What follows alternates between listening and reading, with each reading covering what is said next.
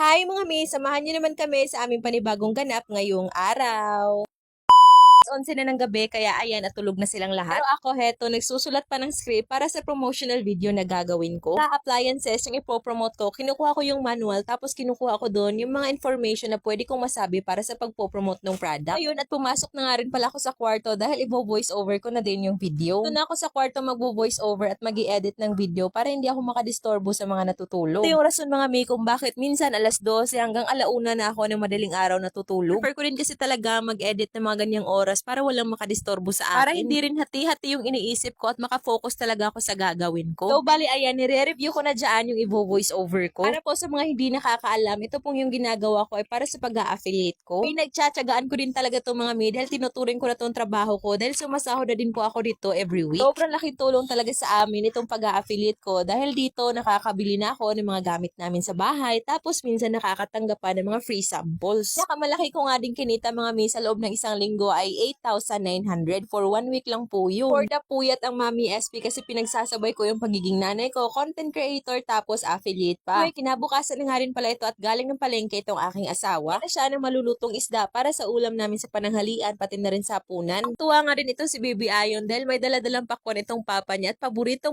din talaga niya yan. Si Baby Ayon napakapihikan pa kainin ng kanin at ulam pero kapag kaprutas nako napakatakaw. Kaya kapag pumupunta talaga kami ng palengke bumibili talaga kami ng prutas para sa mga bata. Bale, eto nga pala yung binili ng asawa ko, isda na para sa pangprito, tapos pangsabaw na rin, syempre pati na rin ang pangsahog na gulay. Pala lulutuin ay sinabawang isda. Bale, 2 piraso lang din yung binili ng asawa ko kasi pangsabaw lang naman. Hindi ko alam kung anong tawag ng isda na yan pero napakasarap talaga yan kapag sasabawin. Hindi siya malansa tapos napakamalinamnam ng sabaw ay. Bale, ayan, naghiwa na rin ako ng gulay na ilalaho ko para sa sinabawang isda. Yung una ko niluto kasi para mapakain na rin namin agad yung mga bata dahil mag-aalas 12 na rin sa mga oras na yan. Pindot-pindot na lang din tayo kung magluluto pero Diyos ko dahil kinakabahan ako sa pagdating na bill namin.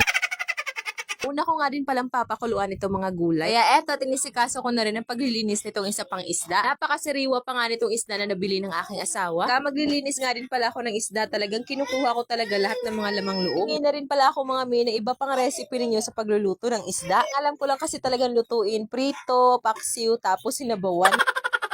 Anyway, pagkatapos kong alinisan at hugasan, eto, tinimplahan ko na rin ng asin, pati na rin ng magic sarap. Hindi talaga mawawala yung magic sarap.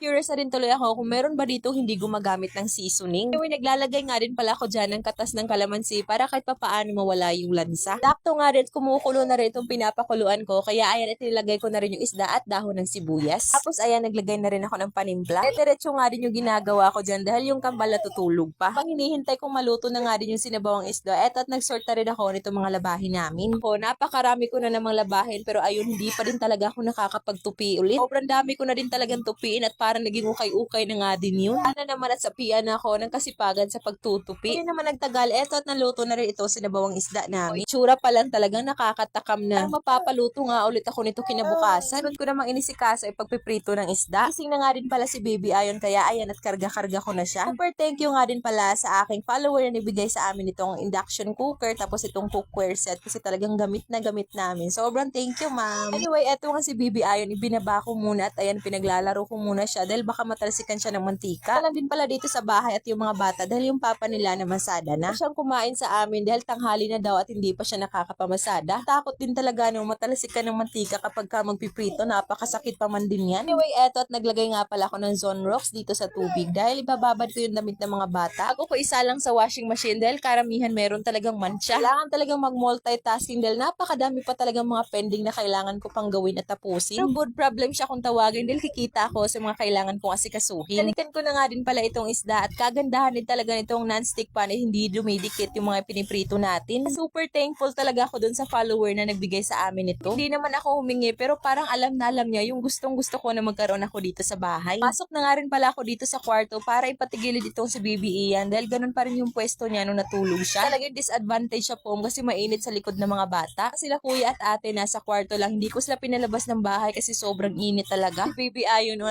nagkakalat na naman dito sa aming sala. Kailan din at least hindi siya nagmumuri. Na din naman na yung sabaw kaya eto at nagsandok na rin ako ng pagkain para sa pananghalian nila ate at kuya. Una ko na rin papakainin si Baby Ayon dahil tulog pa naman din si Baby Ian. Naman nagtagal eto at nakapagluto na rin naman ako ng piritong isda. Fill na rin ako ng tubig dito sa pichil namin para ready na yung pag-inom ng tubig nila Ate Megan sa pagkain nila. O diba? Super nanay yun. Ganun talaga at kasiyahan natin pagsilbihan ang mga anak natin. Maya-maya nga rin, nagising na rin ito si Baby Ian at ayan, karga-karga na ni Ate Megan. Kain ko na rin sila ng pananghalian at papakainin ko na rin si Baby Ayon.